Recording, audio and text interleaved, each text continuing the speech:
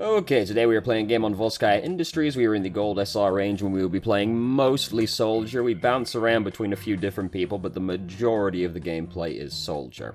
So, let's start the game. So we're on Genji to start with, and we've got to defend first.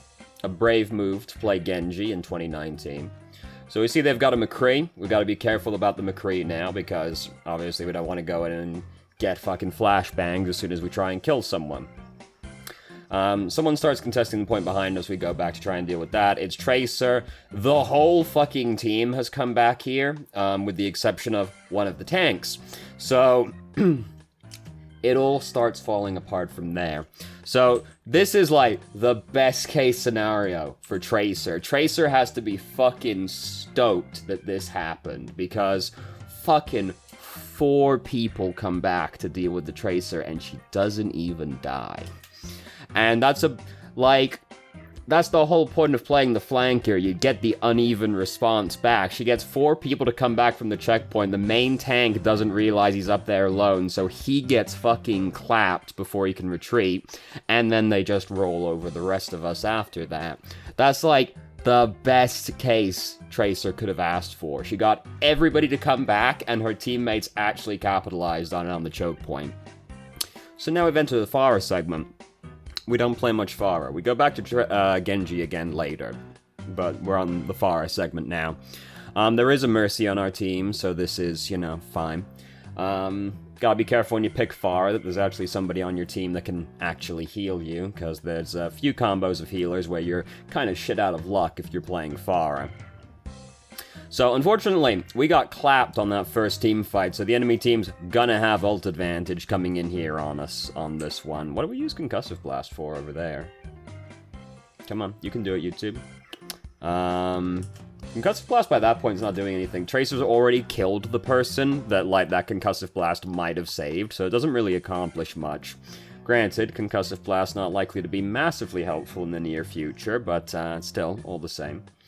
And, yeah, first round's not gonna go so well. Pretty much, not even your classic snowball, because they didn't really need to use that many ultimates, to be honest with you. Moira used Coalescence and Tracer used Pulse Bomb. That was kind of it. Now we're just hoping to 2 CP them. We should change to a faster hero to try and get back out there quicker than, Pharah's going to, but... we come out, we give it the best, McCree uses Deadeye, we duck out of the way, could have gotten better. That's okay. We've still got our attacking round. Sometimes, you play the 2 CP map, and what happens? You get clapped round 1, but then you clap them round 2, and then you go back and forth for 1,000 years is what it feels like. I have seen a game on Horizon Lunar Colony, and I played in this game. It was abject horror and just all around fucking awful. The game legitimately went fucking 8-9. It was fucking awful. I hated every second of it. The game legitimately went for like 35 minutes. It was awful. Because when you change back and forth that many fucking times, you spend a lot of time just waiting around. But it's not actually the longest game I've ever played. The longest game I ever played, and this was absolute hell also, it was back in Season 1 of Competitive, so back when, before Hero Limit was in, you could stack whatever the fuck you wanted, and King of the Hill maps were best of 5 rather than best of 3. So it was a game on Lijiang Tower. Both teams had 2 Winstons, 2 Tracers, and a Lucio and a Mercy, and that game went for 46 minutes. It was fucking awful. A lot of time was spent in overtime on that map. It was dreadful. I hated it. But by the end of the game, I had like 89 eliminations. So whenever anybody looked at my profile after that, as you do when you're looking for reasons to shit talk people, they would go, "How the fuck did you get 89 eliminations?" And I went, "The game went 45 fucking minutes. That's how." No one believed me. Why would they? God, it was just fucking terrible. Anyway, so we're on Volskaya Industries right now.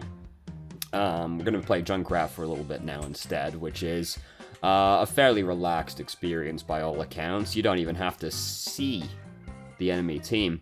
Among Junkrat mains, it's considered a social faux pas to ever actually make direct eye contact with the enemy team comp. True story.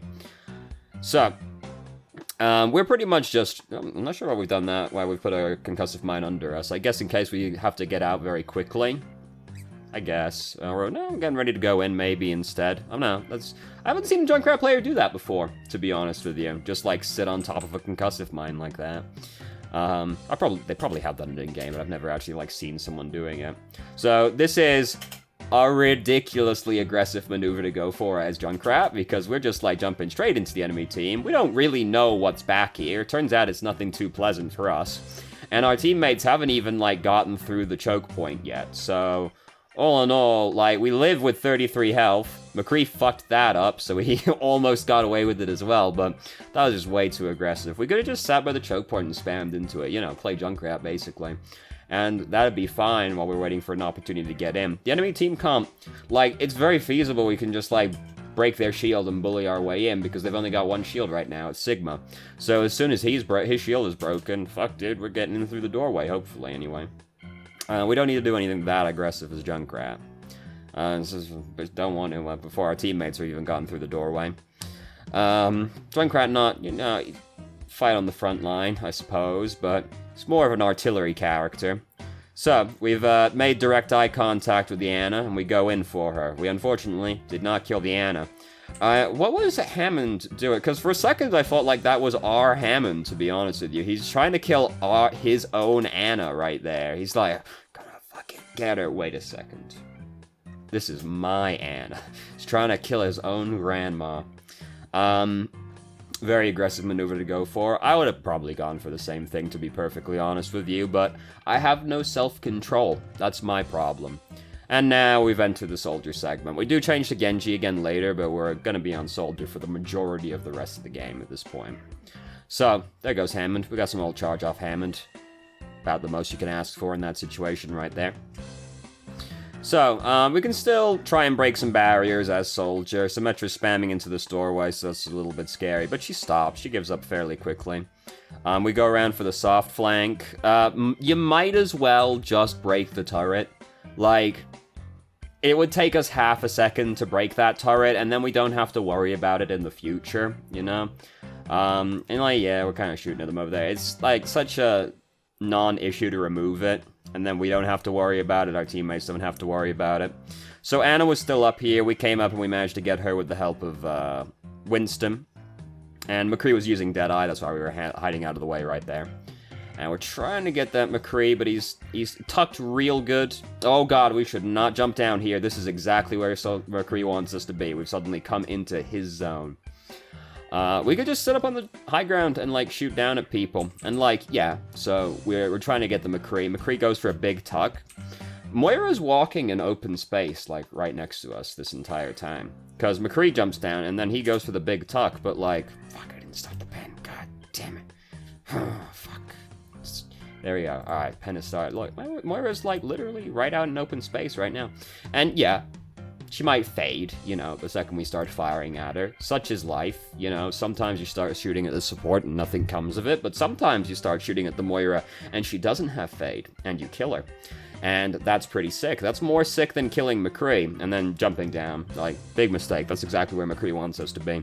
Soldier's a pretty long-range boy. He's at his weakest when people are right in front of him. And McCree, he's none too fussed if people are right in front of him, because he just flashes and fans the hammer at you, and then problem dealt with.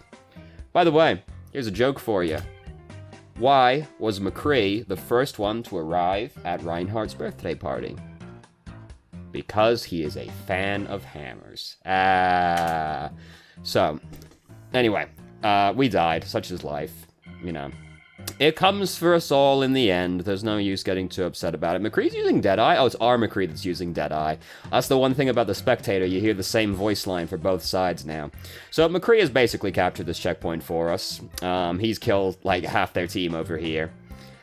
We don't need to use Tac Visor for this one. Hopefully, there's only 2 people left alive. Here comes Symmetra. Oh god, scary. It's okay, she was half health, so we managed to finish her off quite quickly. So we've got attack visor for the next fight now. Hammond's here to stall it out. Hopefully we end up not having to use attack visor to capture this checkpoint. I heard him start spinning up. I was like, is he going to throw himself off the map? Yep, that's exactly what he did with that. Here comes McCree. McCree's dead now. Took nano boost with him as well. You know. People like to fight over checkpoints that they've already lost in this video game, such as life. So we're going for a classic soldier maneuver right now with tack visor. We go up on the side, we use tack visor right now. And hey, Symmetra uses her ultimate. McCree's using Deadeye behind the shield. We have to get out of the way. And yeah, our tack visor. We basically just trade tack visor for photon barrier in that situation. Then we got picked off by McCree. Yeah, you know. Actually, did we poke back out while we were not healthy, or did he double tap us? Oh no, he came over to try and get us. We could have done more to break line of sight, because we are still hanging out in the doorway at that point. We could have gone further into the room, or back out the second doorway, and then that couldn't have happened to us at that point. We did still stay in a spot where McCree could spot us. If we, like, sprint over further into the room and use the biotic field over there, we could even, like, put it next to the doorway still, so we could, like, peek once we're healthier, and then we could peek out on the left-hand side from inside the room, and that would be way safer than what we did right there.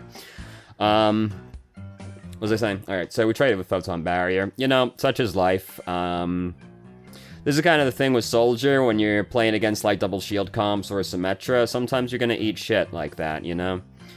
The best you can do is, like, hope that she doesn't have it when you use yours, or try and get it out with another ultimate first. McCree went for a big flank with Deadeye over there, which is not exactly a recommended maneuver, but it is what he decided to do. So we've gotten up here right now. We do have to worry about behind us because... Oh no, McCree's dead now. We do have to worry about... If McCree was alive, we'd have to worry about behind us, because it's possible McCree could come behind us and, like, flashbang us over the top.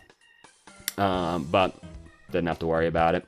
Well, McCree did get res, but then he died again to the other McCree, so he didn't exactly get very far. And now we get to just sit up on the high ground playing Soldier, basically.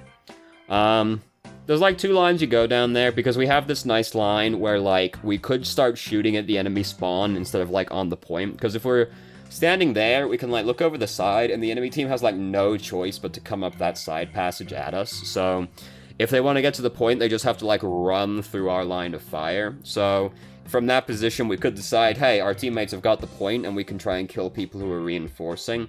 But if they reinforce by going right, instead of in a straight line at us, we end up not seeing anybody. So, you know, it depends on what you think at the time. So, now, we defend again. No, we attack again, because we had less time left. Correct.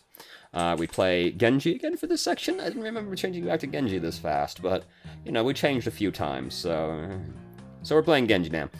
This is a risky switch to go for, based off of the previous round, because previous round they defended with McCree Symmetra, and it went pretty well for them, right? Like, they won the 2 attacking rounds, because they had way more time left than us. So it is safe to assume that if it ain't broke, don't fix it, right? It's safe to assume they would run McCree and Symmetra again. Neither of which Genji is too happy to deal with, right? And then, like, they're very likely to have Moira, just by the way things are these days, so or Genji rather, is a fairly risky one to go for, based off of previous round and expected behavior. So, we've gotten behind the enemy team now. We took a very brute force approach to it, pretty much just, like, going straight through the choke point to get there. We could have finished him off sooner than that. This is something you need to, like, get used to doing as Genji, is you gotta be used to eyeballing a health bar and being like, I could kill this guy now. Because we could have killed him way sooner with the dash, but we waited, and then we ended up missing with the dash. We killed him anyway, so hey, you don't get punished, you don't have to learn, like I always say, but we could have killed that guy faster, basically. You gotta get used to, like, knowing how much health you can take off the guy as Genji, pretty much, because you're looking to, like, execute them with the dash, or very shortly after the dash. Oh god, that got scary really fast. I was like, oh no, god, we didn't kill her cleanly, and now she's, like, putting the laser on us. It is very scary to attract the enemy team's attention to us right now, because we're at 122 health, which is random one-shot territory right there. So it's very risky to attract the attention of, like, Moira and McCree while we're not particularly healthy. And now we go in to try and, like, pick the McCree off. McCree does not respond appropriately, so we manage to kill him before he turns around and kills us. Oh, I fucking heard McCree start using Deadeye, and I was like, how? We just killed him. Right, it's our McCree. Fucking spectator cam. You just hear the same voice line for both sides. Here comes Reinhardt. We dash through Reinhardt because things are getting scary, and we start running for our lives. Fun fact, if you are getting chased down by a Reinhardt, it always, when you're backing up from the Reinhardt, it always feels like the Reinhardt catches up to you, right? That's because if you're running backwards, you're actually moving at 90% move speed. So, Genji, someone told me Genji and Tracer are actually 10% faster than everybody else, but I don't know if that's true. One person told me that.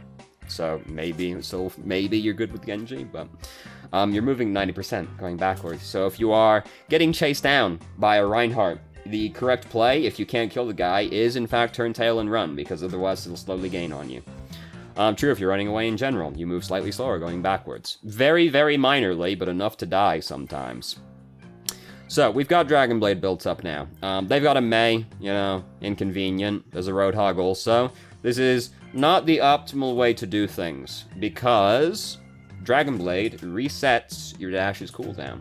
So, ideally, there's like two ways you look at it when you're playing Genji, because the thing is with Genji is that having a plan with what you're going to do with Dragonblade is good, because it's all based off of dash chaining, right? So ideally, you get to kind of scope things out and then go, alright, I'm going to kill this guy, I'm going to get the I'm going to dash up, I'm going to draw Dragonblade, I'm going to kill this guy, then I'm going to go over to that guy, then I'm going to go over to that guy, and by that point, you're pretty much winging it. There's no way you've planned it like 3+ people in, and the plan is like still going like well, There's no way. But like the first 2 people, you can plan out a lot of the time. But anyway, ideally, there's like 2 ways you deal with it. If there's an Ana on your team, you want to make it easy for the Ana to nano boost you. And traditional advice with Genji is dash above the enemy team, draw Dragonblade. If there's an Ana on your team, she can't possibly miss you with the nano boost, and then you get to like look at them as you're falling down and decide what you're gonna do, blah blah blah blah, good stuff. The other way is you decide who you're gonna kill. Usually it's going to be a support, sometimes it's going to be a DPS, depending on the situation, but it's usually going to be a support. You pick the support, you dash up to them, and you draw Dragonblade. Now, most supports have got some way to get away from you, or the supports you're going to see right now, anyway, right? Because you're going to dash up to, like, Moira, or a Lucio. You might dash up to a Mercy. These are the ones I see most commonly these days. The others don't have escapes, so it's way simple. But you dash up to these ones that have got escapes, you draw Dragonblade, reset your dash. They are going to use their escapes to get away from you. Lucio's going to boop you back, and probably amp up away from you. Moira's going to fade, and Mercy's going to try to GA to somebody else. But you reset your dash. So you dashed up to them, you reset your dash from drawing Dragonblade. Wherever you look for where Moira went, you look for where Mercy went, you follow them with the secondary dash. They can't use their cooldown twice in a row. Then you kill them with the Dragonblade, and then you go about business as usual. You dash between people. You don't want to just be, like, sitting off in a corner. Draw Dragonblade like this, because you're missing a whole cooldown by doing it this way. And if you don't need to, like, gap close on somebody, dog, you can just, like, dash through the person, draw Dragonblade, cut, dash, they died, right? You can just use it for extra damage, if nothing else. Either way, the moral of the story is, ideally you dash before you use Dragonblade, because then you get to benefit off the reset from drawing Dragonblade. Right now, we are not doing much to put the moves on people, because we're pretty much just staying ground level, walking on the ground. We're not making use of Genji's movement abilities. Genji's someone that wants to be jumping a lot, because he gets a double jump. With most people, you don't get a double jump, so jumping actually ends up... We're playing Tracer for a little bit, don't worry about it, we're running to get back faster, you know how it is. Most people, when they jump, they can't alter their momentum once they jump, so they're kind of locked into this arc, which makes them very predictable. So, if you're playing like Soldier McCree, you don't want to jump while you're dueling somebody, because in many ways that makes you more predictable. You can wait to see when the person jumps, and then you're just going to get to follow their arc through the air. Genji, however, he gets to double jump, so he gets to manipulate his movement in the air, on top of just being kind of a hard model to hit. So, especially while you're using Dragon Blade, no finesse required from you anymore, dude. Everything in front of you, you're fucking hitting. So you want to be, like, flipping around people and making, like, you want to make use of your heroes. If your hero's got unique movement abilities, you want to make use of it as much as you can.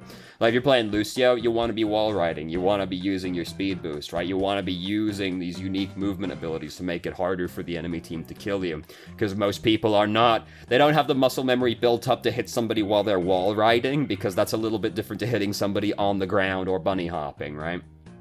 Same deal with Genji. When you're jumping around, you've got to be able to, like, react to the guy, how he moves in air. And, like, if you're using Dragon Blade, you can literally just be flipping over the person's head repeatedly.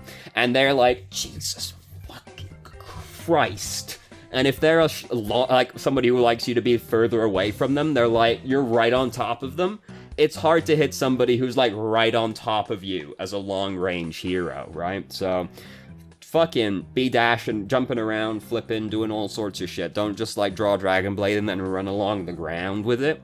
Be using the unique movement of Genji's double jump, because he actually gets to, like, do stuff in the air, which is unusual for people in this game. So, make use of the double jump. It makes it a lot harder for you to get hooked and killed, basically.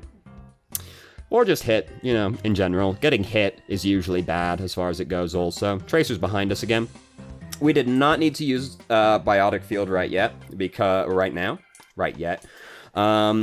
we're only at 176 health. That's still fine. Yeah, we could feasibly get randomly one shot still, but you know, Hanzo can do that regardless, so we don't need to use it yet. We're even right next to Batista right now. And we got shot by a Tracer. Tracer ain't gonna kill us from that position with that kind of health, so we didn't need to use it yet. Biotic Field's a pretty long cooldown, like we don't want to use it for nothing, you know? Oh god, we did a backstep and like, I saw the elevation change from hitting the lip on the map. I was like, oh god, please don't back up off the map. So, we're on the low ground right now, which we don't really want to be, but we decided to sit up there on the middle point. I sit up there a lot as Soldier and like Ashe, so what, you know, Ashe's got movement, so it's kind of different, but like sitting up there as Soldier, like I do it as well, but the thing is that like once you get forced off of this spot, which you will be eventually, there are very few situations you'll get to just stay up there indefinitely. You're kind of shit out of luck at that point, because then your only choice really is jump down onto the low ground again, and you haven't got a fast method to get, like, up somewhere else, right? You could Helix jump this jump, I'm pretty sure, but, like, you'll probably use that to fight. So, your other choices to get back on the high ground are, like, off screen and up there, like, long methods to get back up onto high ground again, right? So, like, you know, standing up here is cool and all, but you know you're gonna get forced off of it sooner or later. So you can future-proof yourself a little bit by deciding to sit on different high ground up here or in the windows over there. And then, like, you're pretty much set. Like, you have a less good angle of the choke point from these places, but, like, you can still do that. You can still shoot them from there. And, well, this one's a little bit less good for shooting the choke point because, you know, your view gets restricted by the corner. Over here you can see, but, you know, either way. They're less good views at the choke point, but they're safer positions to stand, and they're a little bit more future-proof as well, because if you get forced off here, you're on low ground. Soldier doesn't really want to be on low ground. You want to be on high ground as much as you can, and you can stand up here, like, pretty risk-free as Soldier, because Soldier gets to sit further away from the fight than most people do, because he's got self-sustain from Biotic Field. So you get to stand, like, far back, and it's no big deal, because if you need healing, you don't need to worry about your teammates coming to heal you as much. You can heal yourself if you have to. So you can sit up there, it's way safer, and because as long as you're, like, paying attention for people coming up behind you from the flank, you're way safe up there outside of, like, getting sniped, basically. And you don't have to worry about getting control of the high ground again, because you can just sit up there on the high ground for usually a lot longer, and if you can't sit over there, you can, like, run around the other side if you have to get away from people, and then you get to maintain control of the high ground for longer, because otherwise now, like, if we want to get back on the high ground, we have to, like, disengage from the fight. Right now, we had to disengage from the fight to get up here again, and sometimes, you know, having to disengage from the fight for just a couple seconds is enough to lose the team fight. Are our teammates still alive? I kind of feel like things were going badly by this point, but I wasn't keeping super close track of the kill feed, to be honest with you. Yep, things are going pretty badly by this point. So McCree's dead. That's already bad. Moira's fucking dead. So already, I'm not too stoked about it. We lost our main healer. We lost the other DPS. Tracer's dead. Orissa's dead. I think Roadhog dies. Does Roadhog die before we push our ultimate? No, but he's not long for the world, really, it looks like. The moral of the story is, I don't really want to use Tac Visor right now, because I've oh my god, Batista, what the fuck is that? By this point, I've decided we've lost the checkpoint, pretty much. Like, as soon as you've lost, like, half your team, it's not impossible we could have saved it with Tac Visor, but it was pretty unlikely. I would have rather saved it, because now, like, we committed our ultimate to that fight, and we kind of pressured other people into using their ultimates as well. Because Batista might not have used his ultimate if he did that, if we didn't do that, and McCree used his ultimate as well. So, you know, we used ours on a low chance of having it actually pay off, and, you know, they might have done it anyway, but we are the one that ulted first, so it's not impossible also that we kind of prompted them to use their ultimates as well, which is even worse now, because now the enemy team's coming at us with a massive ult advantage. They are about to have 6 ultimates, and we got 23% on our closest ultimate. It's pretty scary. So I went back here because we did not need to use Biotic Field for this. We've taken very little damage. I mean, we took a little bit of damage, we got healed back up again, so we didn't need to use it right there. Biotic Field's a really long cooldown. It's one of the longest cooldowns in the game, so we really don't want to use it for, like, chip damage, you know? We want to use it when we're actually, like, fighting somebody, basically. They're still, like, getting up here, so it ends up not being, like, a massive deal, because by the time they get here, it's off cooldown again. But either way, you know, you don't want... Basically, the reflex shouldn't be like, ooh, I took some damage, put Biotic Field down. It should be like, I'm going to be fighting somebody, put Biotic Field down, basically. Because, you know, classic, put Biotic Field down, and you took no damage. The fight doesn't happen. Or people put Biotic Field down and then leave it behind. You don't want to do that. We haven't done that yet, but you don't want to do that either. I don't think we've done that anyway. Now, you see, I'm certain of something, but then as soon as I say it, I'm like, wait. Am I wrong? Am I actually stupid? And the answer is yes, but I can usually convince myself that I'm not. So, Batista... Oh! Sigma had his ultimate cancelled by McCree. Extremely big play by McCree. Quite difficult to cancel Sigma's ultimate, because you gotta get the guy pretty fast. As soon as he clicks that... As soon as he left-clicks, it's fucking going through. You can't do shit anymore. So, amazingly, even though we had no ultimates, and they had a lot of ultimates, they lost anyway. Which is pretty legendary, to be honest. It's pretty incredible that that happened. And, hey, now things are not looking so bad. Now we've actually got some ultimates building up again, but our team's starting to get a little excited. We're starting to leave the choke point and go out into no man's land. We definitely didn't need to use Biotic Field right there. Like... Had we taken any damage? Nah, we're full health. Batista was a little wounded next to us, but we didn't look at him, so I don't think we could have known that, because I knew by looking at the spectator UI. Anyway, so, yeah. I mean, we healed Batista, so it's fine, but we didn't, like, check if Batista needed healing, so I don't think that was the reason we put it down. Anyway. We've got Biotic Field. It's not his ultimate. We've got Tac Visor built up for the next fight. They don't have, like, a Symmetra or anything, so we don't really have to worry about, like, anything blocking us. We just have to wait for them to, like, commit to a fight, and we're pretty much going to be good to go. We decide to use it right now. It's a little bit soon, because basically we saw Winston jump in and then decided to use it. For me, when I use Tac Visor, ideally, I can see a couple of people that are in, like, a decent position to kill them.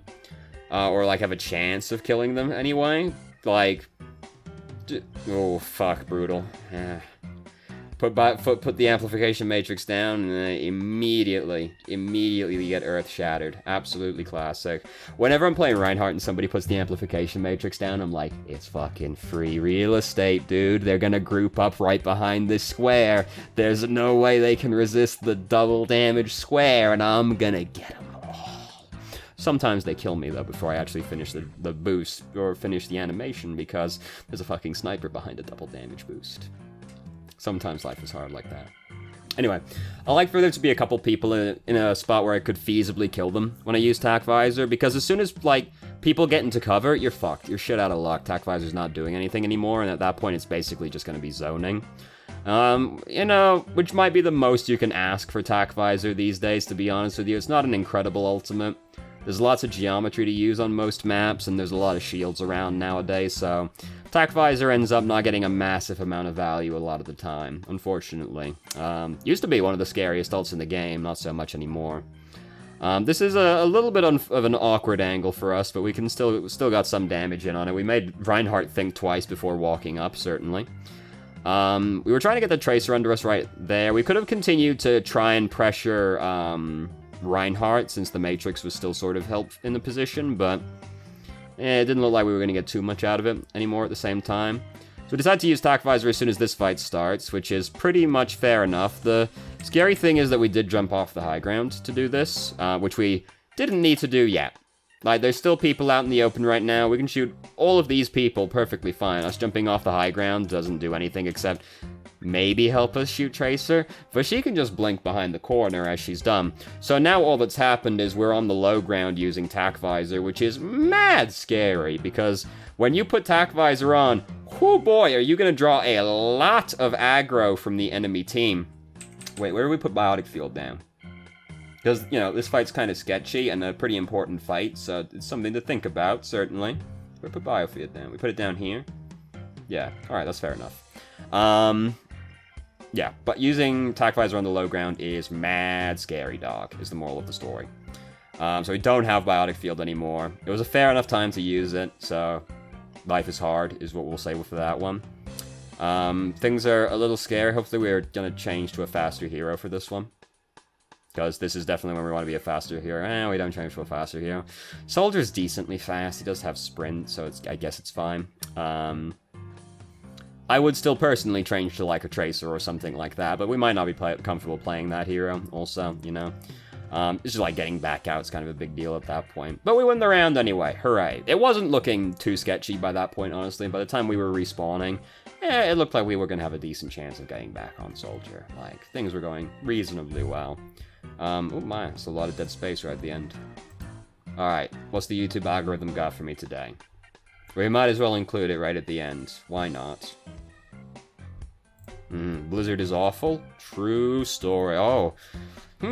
I wonder what this video could be about. I haven't watched that video, but I'm a big fan of the Jack trilogy, so I'll watch that later. Definitely the game's good. Game's done quick. Big fan. Yep, fan of these videos as well. Final Fantasy 14 based, good videos. I like Maximilian dude, very good guy. Fighting games. Yeah, basically all things that I already follow, with the exception of this, but I mean, it's pretty on brand for me at the same time, to be honest with you, so I understand. Great job, YouTube. Anyway, I've heard fucking Discord just, like, going to town over here. Sorry. No, it was nothing important, of course. Anyway, so I can't think of one, I guess, no, that's not true. I can think of one overarching thing, which is basically we didn't get a lot of value out of our ultimates that game. The Tac Visor at the end was pretty much fair enough, but the mistake was we jumped off of the high ground. So even then, like, it wasn't good still. With the Dragon Blade was a fair enough time, we just didn't execute it properly. So it's not that we chose bad times to do it. We chose some bad times to do it as well, but we also chose good times to do it, and then also messed up on the execution end of it as well, so, you know. I guess ult execution was the thing that stood out the most, just because we didn't get a lot of value out of our ultimates that game. Tac Visor's a hard one to get value out of, to be fair, at the same time. So I wouldn't be too upset about it, necessarily, because, it's hard to get value out of Tac Visor the way the game is frequently played right now. We could have still used it better, certainly, but at the same time, you gotta have reasonable expectations of Tac Visor at the same time. Yeah, so alt execution was the thing that stood out the most. There you go. So, thank you very much for watching if you did. If you have any questions, feel free to ask. I'm more than happy to answer. If you haven't already, you can join our Discord and ask questions more directly and have a conversation about them, or just shit post with us. I've started streaming on Twitch Thursday, Friday, Saturday, 8 p.m. EST till midnight EST. There's a link to the channel in the description. And if you managed to make it all the way through the video and somehow still enjoyed it, please like the video and subscribe for more content of middling quality in the future, and I hope you found the video helpful.